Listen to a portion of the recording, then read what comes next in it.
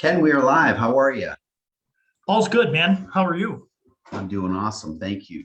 All right, this is going to be a fun one. We've done a few of these before where we talk about the annual mortgage review. We're going to kind of turn this into the annual budget review as well. They go hand in hand, and we talk about those. Talk about the mortgage briefly in the annual mortgage review, but mostly we're talking about budget and lifestyle and different things that are happening in your world, and how that relates to what's going on in the economy, the housing market environment that we're in, etc. When you hear the word annual review, what comes to mind? What are the things that start rolling through your brain when we start to talk about that? So the stuff that goes through my brain is one set, and then what we're seeing when we're talking to folks might be a little bit different. But the annual review from my side is it's a great sort of, I'll say, an accountability tool, but it's more of an awareness or an awakening of, okay, what's happened in the last year?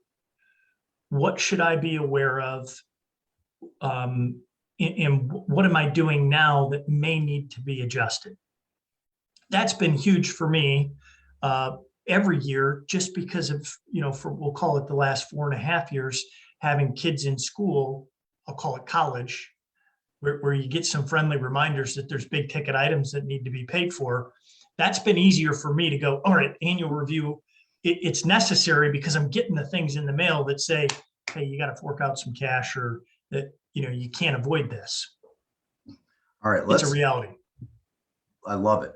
Let's wipe it back. Let's clean the slate for a second, and let's describe for people who don't have a mortgage, what the benefit of speaking to somebody like us would be on an annual basis before they become a homeowner. You touched on some of that, but what we're really getting into in our new coaching program that we'll talk about at a later date is, budget, credit, savings, like the foundation from which you build your nest egg from. So I think I had always gotten it wrong in my head of, what interest rate are you at in your current mortgage? Is that rate good for the market rate? How's the value of your home doing? Things like that. And we kind of got away from maybe what is happening in their world, even before they get a mortgage. So I got a couple notes down here. I wrote down, we get to see everything. Go share with me your thoughts on that when I say that.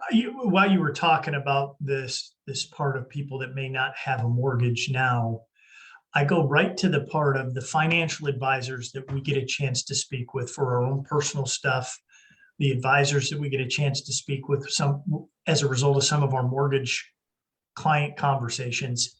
The one thing that they say is the biggest obstacle for everybody is just time, meaning that if they had a wish for everybody, that they would get started sooner.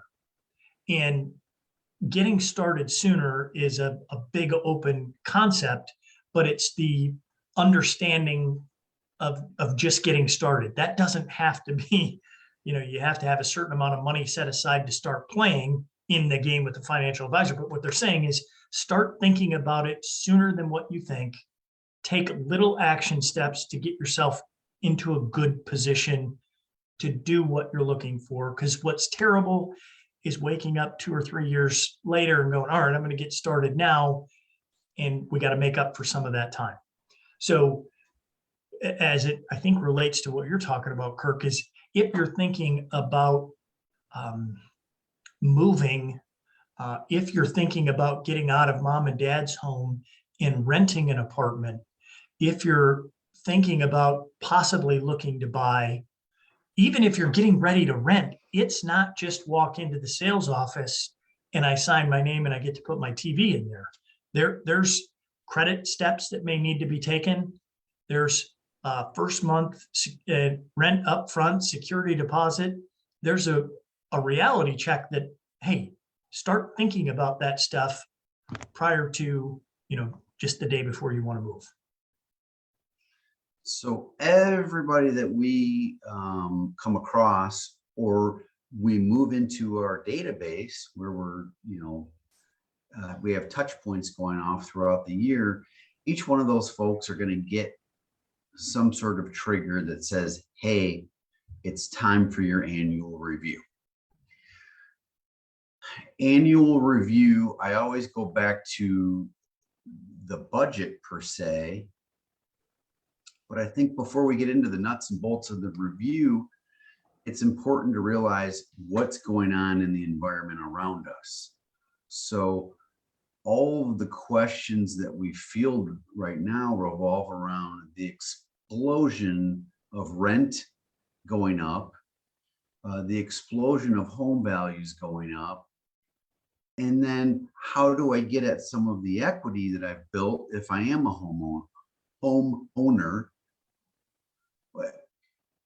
That's what's on their mind typically, and we have to address those topics first because usually those are the questions that we're getting. So right now I wrote down the cash out refi and why everybody thinks this might be the answer to some of their problems. And we don't believe that to be the case at all right now, as rates are sitting around 4.25% for a cash out refi.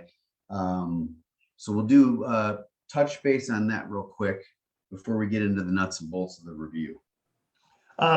Yeah, cash out loans right now are not a cool thing to do. I'll just give a brief example. Let's say that somebody owes $300,000. They refinanced last year and their interest rate is below 3% or 3%. They want to access $30,000 or $40,000 to either improve the home or to consolidate some debt. It does not make sense to increase the interest rate on $300,000 and pay costs to do that when you only need to get access to $30,000, $40,000 or $50,000. So even if that loan is at 5.5% or 6%, it still makes more sense than increasing the interest rate and agreeing to pay $4,500 more a year on the money that you already owe.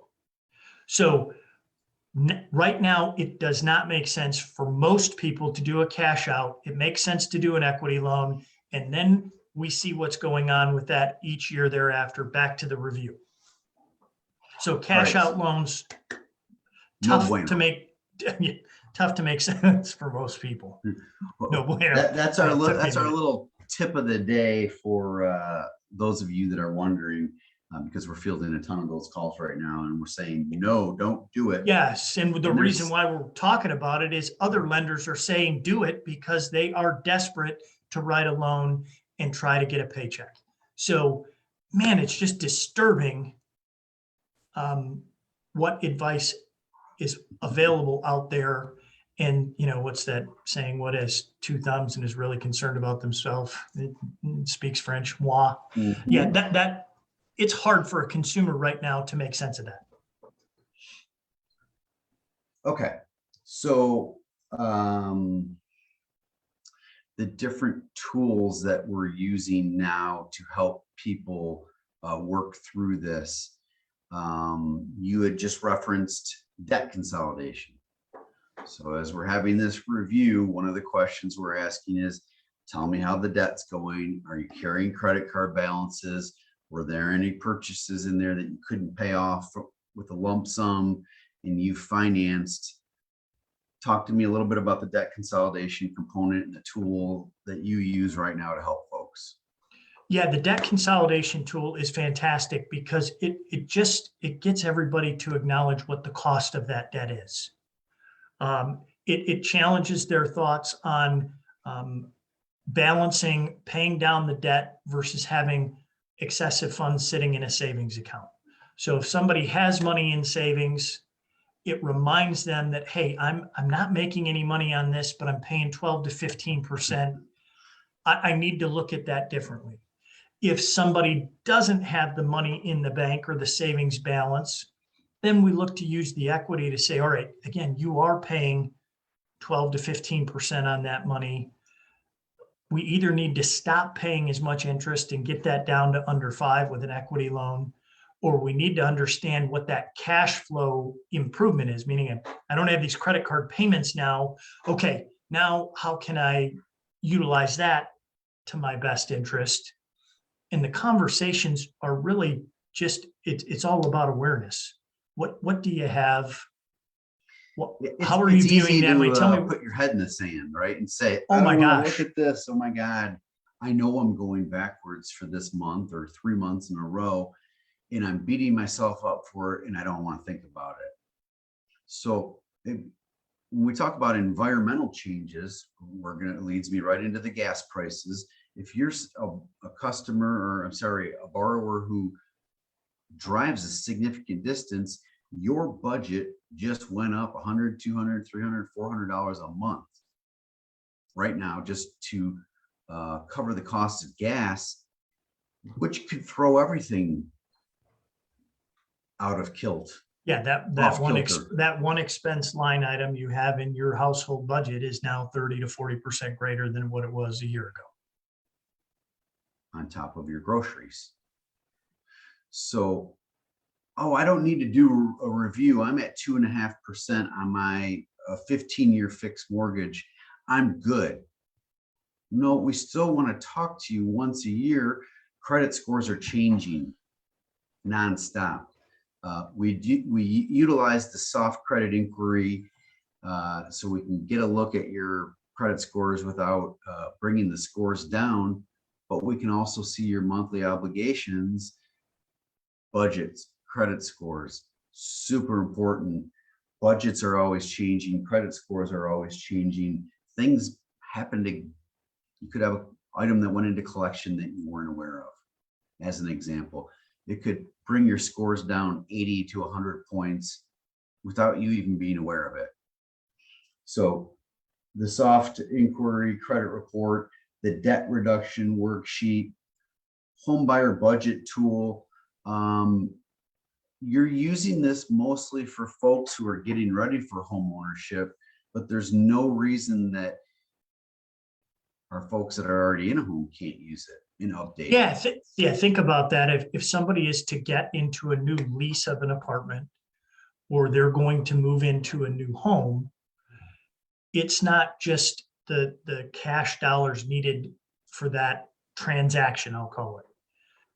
Once you get in, typically there's furniture needs.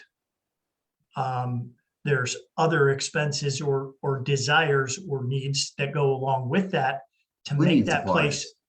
place functional to be able to exist. And so it's not just being prepared for that event, it's taking into account what happens the next 2 to 5 months after in there. And now, how does that look? What's so funny, you mentioned that because we were just speaking with somebody who their lease is coming due in June, and they're figuring out, do I need to rent again? Do I need to buy again? I do have to get out of this apartment because I have roommates and at least get into my own. And I have $500 saved. How are you even going to pay your first, your last, and your security deposit on a new place? Not to mention the things that you just described. $6,000, $7,000, $8,000, $9,000 you need to transition, even if you're not buying a home. And where does that go? If you don't have the cash, then it goes right to consumer debt, credit cards that are amassing interest rates at, I'm going to say 15 to 18%.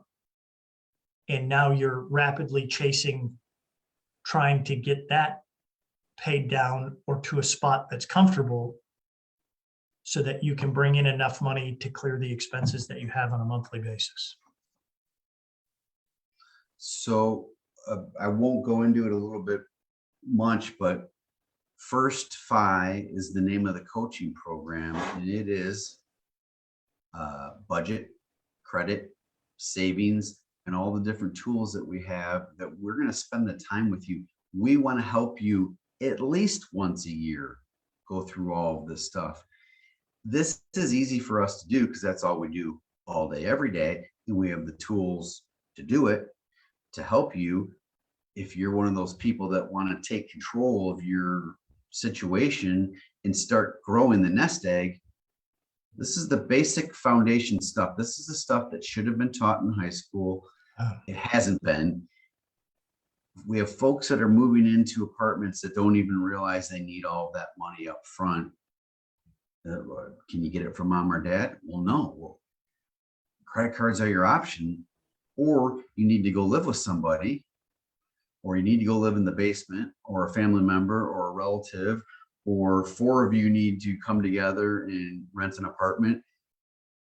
With the way that the cost of rent right now, you have to start thinking of all the different alternatives to get shelter over your head.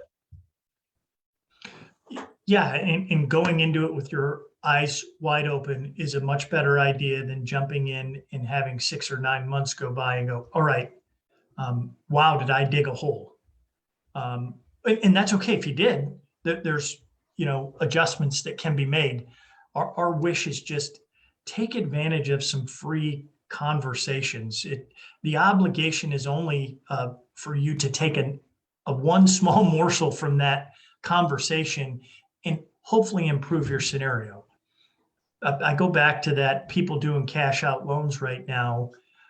That is so self-serving for the mortgage industry as opposed to whole for the consumer. That's why we're doing this.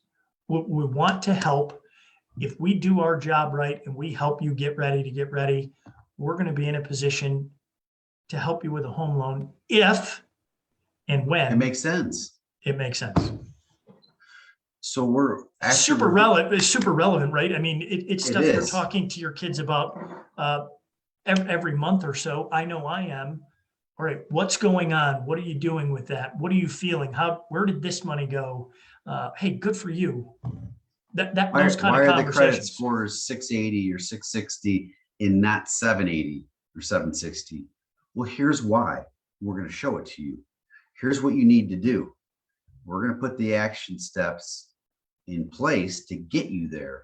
So after we go through all this stuff and we're wrapping up this phone call, I love this part at the end where you're asking them, can you rate your real estate agent, your CPA, your financial planner, your homeowner's insurance agent? And a lot of them are,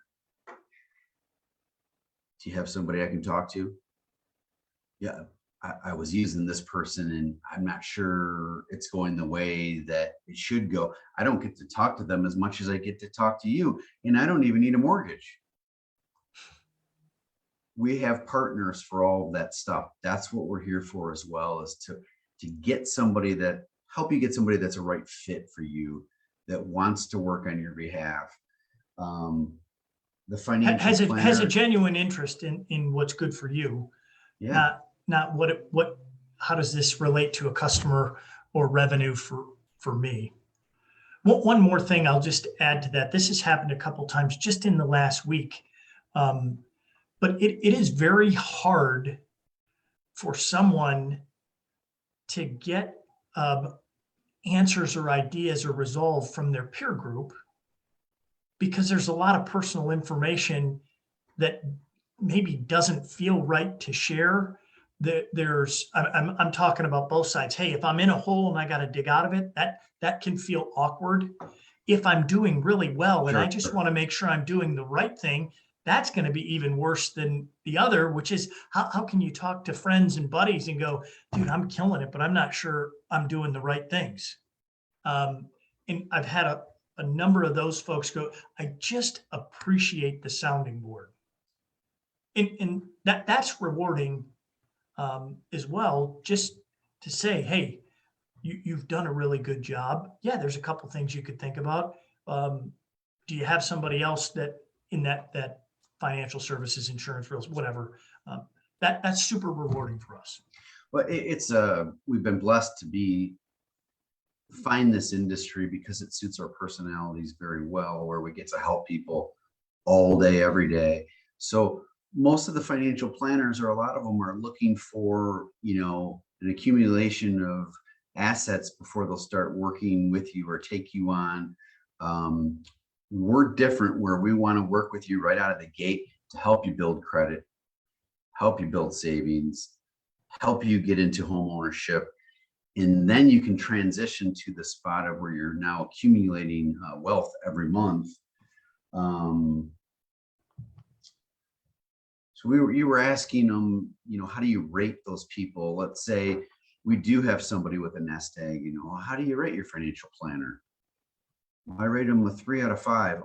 Why? What aren't they doing that you'd want to do? And we might be able to find a couple other people for you to talk to, at least to see if a change needs to take place with that particular advisor.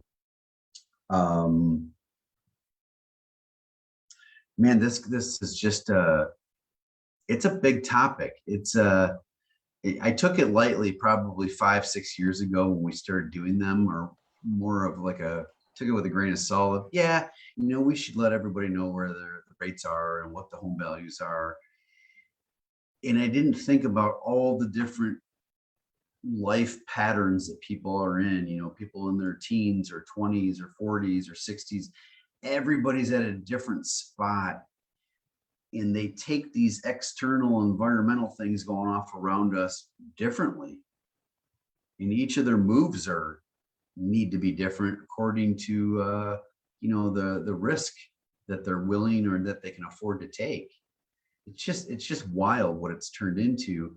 And now we're moving it into more of a coaching program to help that first time home buyer, help that person that's 18, 19, 20, 21, 22, help them launch and get off to a good start so they have a chance. Yeah, it's what I'm finding is it's hard to find somebody in the industry that will be, I'll say, 100% truthful. Not that people are lying, but that will be truthful and say it in a way that's blunt and to the point, and be able to give you that reality. And that's what we try to do, which is, hey, yes, now is the right time. No, now is not the right time. Here's a couple things to get ready. And, that just in talking to people out there, it's hard for them to get somebody to say, no, you need to think about 1 or 2 things to get ready. And that's what sometimes needs to be the case. I hear you. Questions, reach out to us. Comments below, email us, Facebook Messenger us. We are doing a ton of this right now, a ton of reviews right now because of the environment. Some of these are not your normally scheduled reviews. Different things come up. All kinds of crazy life events that can hit us at any time. So we're here for you. Thank you for following along with our journey, and we'll catch up soon. All right, great info. Thanks, Kirk. All right. Thank you. Bye.